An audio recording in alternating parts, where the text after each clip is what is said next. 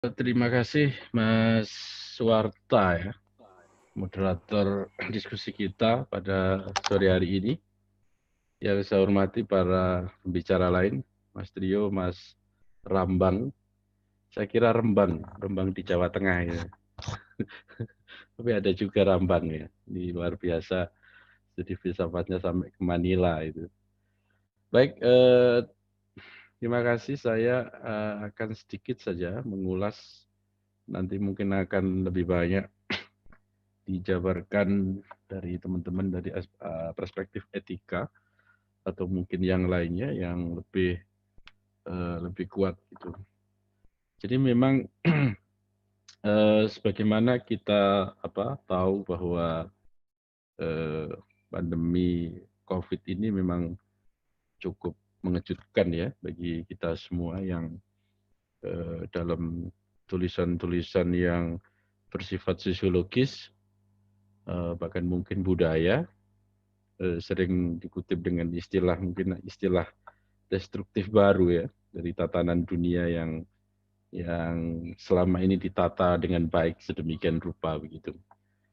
Nah dari aspek yang lain kita tahu bahwa misalnya bagaimana prediksi pertumbuhan ekonomi yang lebih dari 4%, kemudian kohesi sosial yang selama ini berjalan dengan baik, bahkan ada budaya yang sifatnya mungkin sudah menjadi tradisi yang inheren ya, seperti komunalisme yang sangat kuat di Indonesia ini seakan-akan kemudian terhenti atau mengalami jeda dalam satu waktu gitu karena adanya pandemi ini dan kemudian kita mengalami semacam kekhawatiran bahkan mungkin kegamangan dan yang lebih sublim itu menurut saya adalah soal bagaimana relasi kita dengan orang lain itu yang kemudian tadi disebut oleh Mas Moderator, apakah ada kebenaran di era new normal itu gitu ya.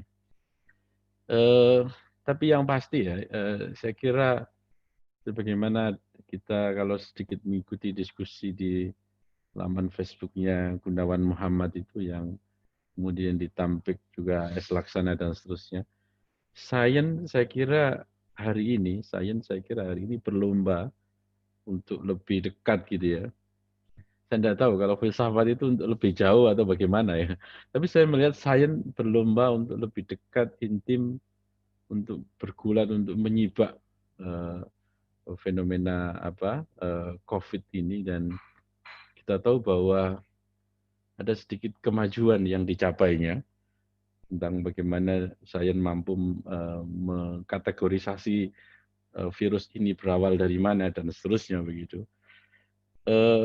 Meskipun kemudian kita tahu bahwa capaian ini masih belum maksimal ya karena sampai saat ini sains belum mampu menemukan vaksin yang tepat begitu untuk bisa digunakan menyembuhkan COVID ini.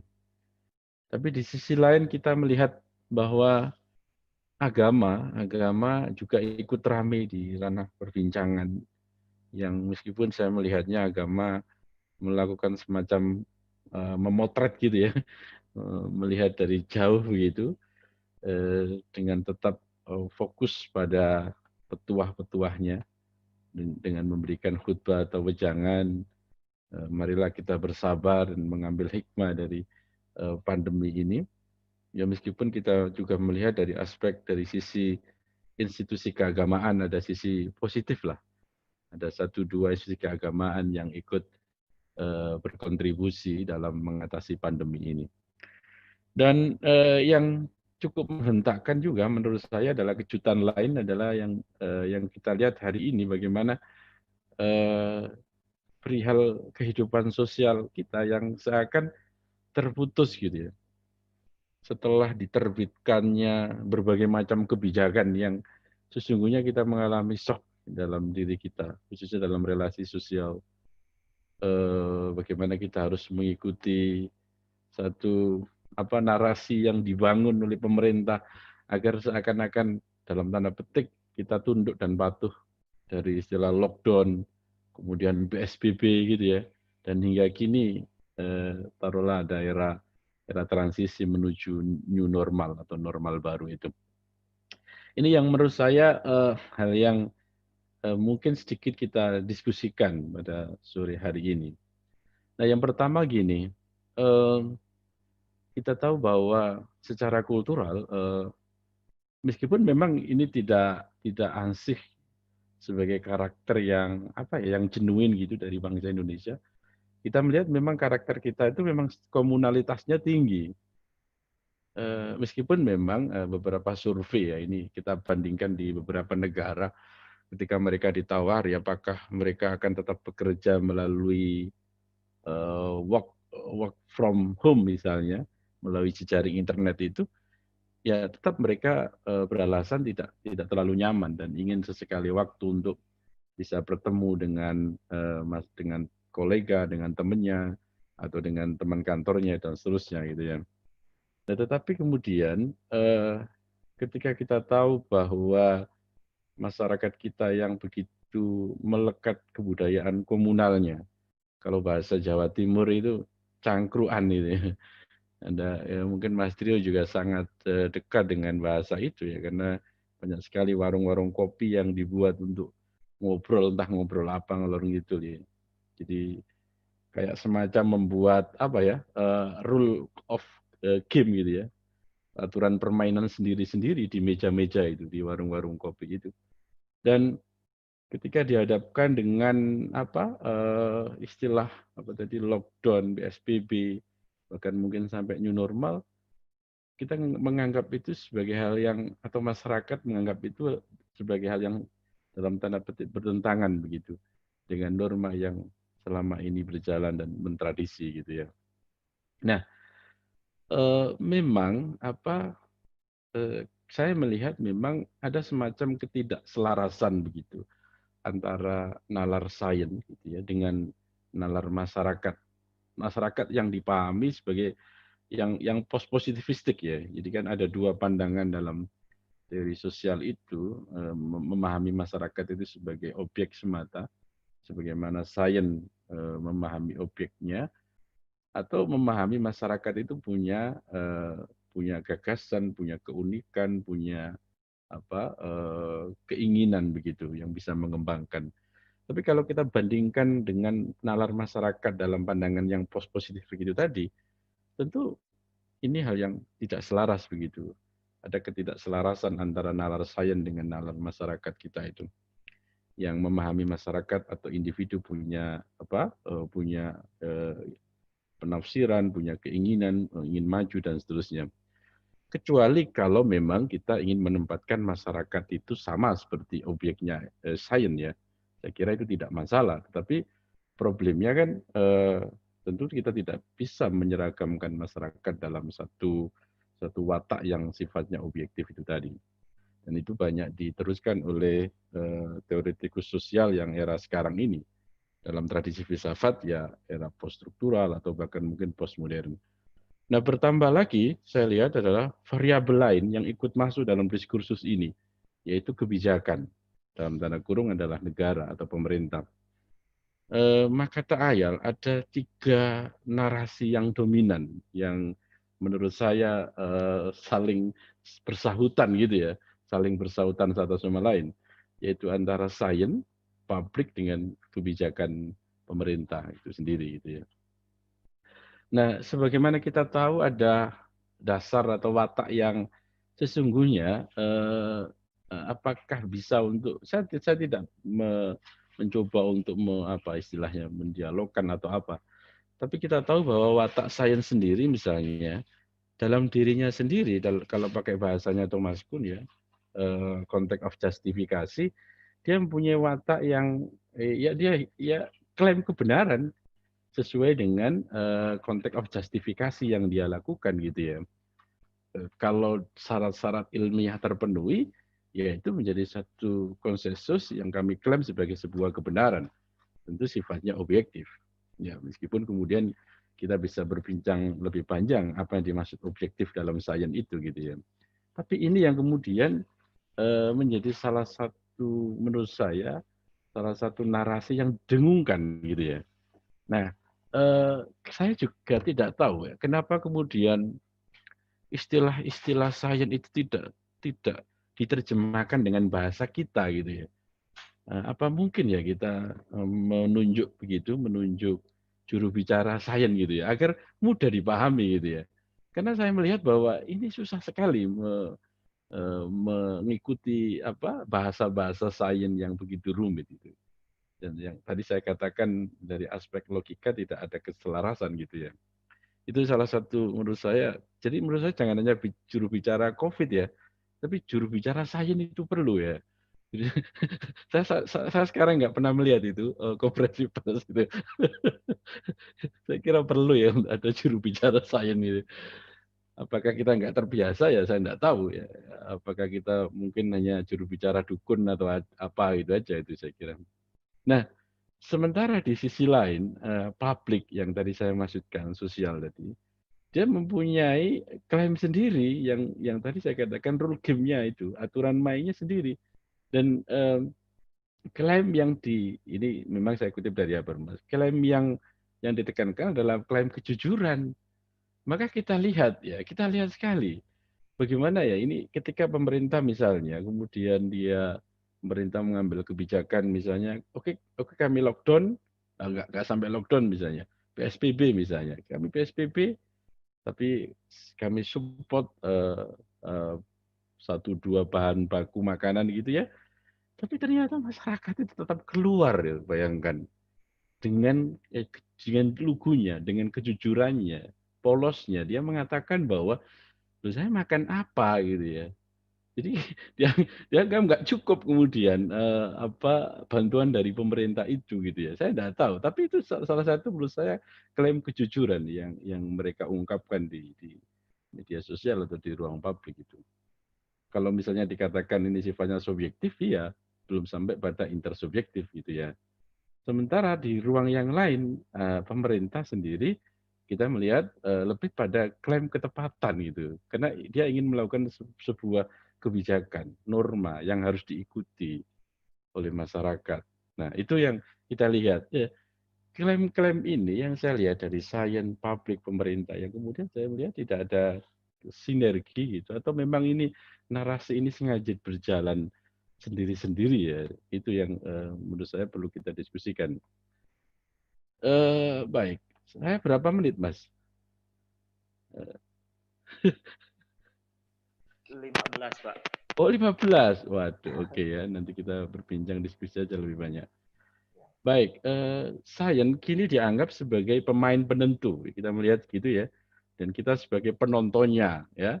Ini kita ini dianggap pemain, kalau sains itu kayak mungkin pemain sepak bolanya, ini kita penonton semua ini. Dan harus tunduk pada aturan, regulasi, dan bahkan protokol kesehatan sebagai turunannya. Walau kini sains masih sangat labil dan mampu memberikan jawaban dan belum mampu memberikan jawaban dengan pasti, akan tetapi watak instrumentalnya yang hegemonik cukup ampuh menundukkan nalar kita. Ini yang saya rasakan betul ya, bagaimana hegemoninya sains hari ini. Meskipun sebetulnya ya hari ini belum memberikan jawaban yang pasti, tapi dengan watak hegemoniknya yang instrumental itu seakan-akan ingin menundukkan kita pada satu keseragaman begitu dan kita harus mengikutinya. Menundukkan tubuh ya, kita harus mengikuti, harus cuci tangan ya, harus pakai masker gitu ya. Nah, tapi saya khawatir nanti sampai menundukkan nalar, ini cukup berbahaya ini. Makanya Mas Trio ini harus melahirkan narasi-narasi baru agar nalar tidak ikut tunduk gitu ya. Ketundukan kita pada sains belakangan ini telah memberangus ruang-ruang sosial kultural yang telah lama terbangun.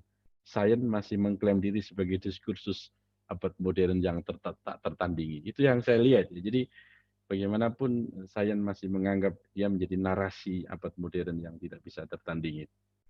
Sementara kita bisa melihat dari aspek sosial, sosiologis, watak komunal yang melekat pada masyarakat Indonesia kini harus berhadapan dengan protokol new normal yang hendak diberlakukan.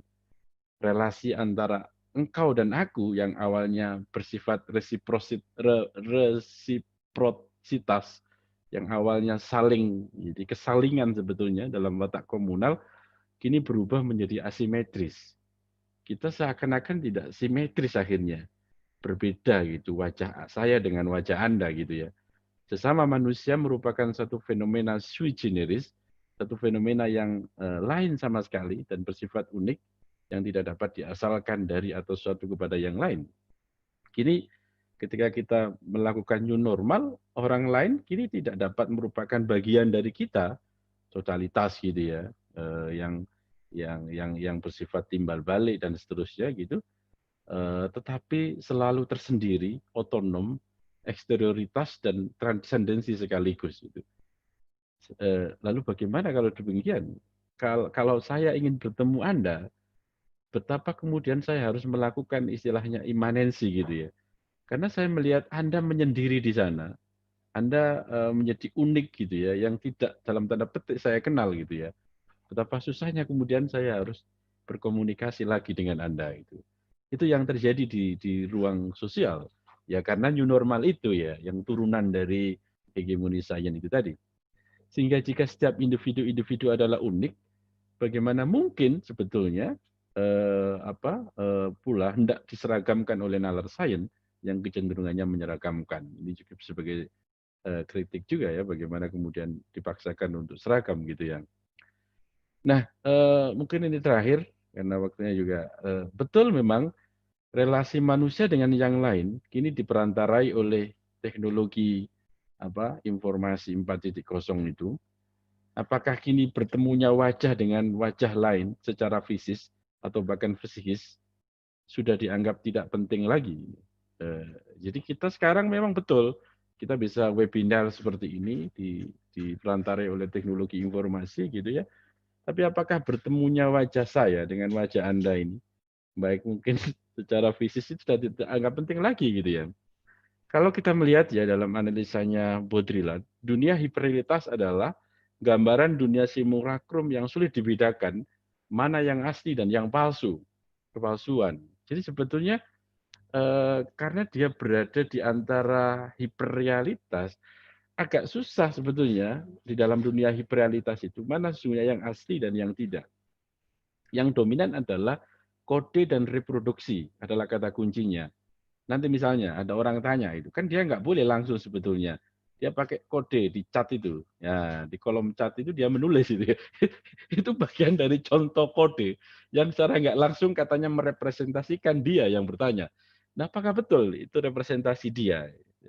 Nah, itu yang menurut saya juga menjadi kritik tersendiri ketika kita berada di era new normal yang lebih dominan diperantarai menggunakan teknologi informasi. Apakah keterasingan ataukah kemenduaan yang akan terjadi pada masa depan manusia di era mendatang? Saya tidak tahu. Kalau bahasanya filsafat sosial yang klasik, ya orang-orang yang teraleniasi itu kan jelas mereka yang misalnya ketika bekerja tapi tidak dalam passionnya, jelas dia teraleniasi gitu ya. Tapi kemudian ketika kita sekarang eranya sudah digital seperti ini, apakah kita teraleniasi sebetulnya atau justru kemenduaan itu? Kemenduaan itu saya maksud itu kita berada di antara ruang antara yang real dan yang tidak real itu tadi gitu. Yang kemudian lebih dominan adalah kodenya. Ini yang harus kita diskusikan juga masa depan manusia di era mendatang. Sementara di sisi lain, melalui klaim ketepatan, kebijakan new normal dianggap satu kebenaran yang diklaim menjadi norma dan hukum. Klaim ketepatan ini sama sekali dianggap given, di mana masyarakat harus menerima begitu saja. Ruang publik tidak dibuka,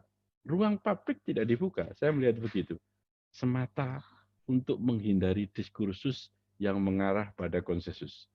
Saya melihat begitu ketika new normal itu sama sekali nggak ada ruang publik.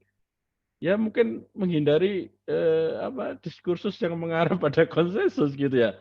Mungkin akibat ada dimensi historis, konteks of discovery, sehingga new normal dipaksakan harus berjalan, misalnya desakan kaum pemodal. Mungkin itu. Dan akhirnya kemudian dipaksakan untuk berjalan. Tak ada lagi ruang publik, konsensus, kini yang ada adalah ruang privat, dissensus, dan seterusnya. Begitu Mas. Saya kira itu Mas Suwarta sedikit gambaran apa yang kami